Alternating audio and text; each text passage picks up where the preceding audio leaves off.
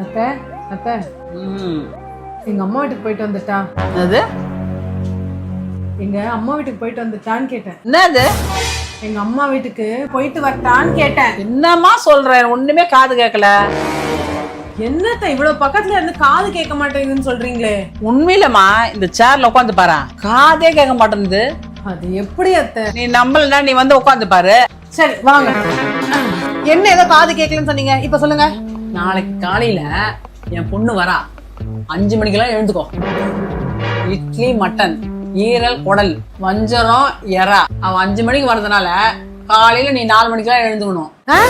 காலையில 4 மணிக்கெல்லாம் எழுந்துக்கணும். என் பொண்ணு வீட்டுக்கு வரா. என்னத்த சொல்றீங்க? ஒண்ணுமே கேட்க மாட்டேங்குது. கேட்காது அத்தை, நீங்க சொன்னது கரெக்ட் அத்தை.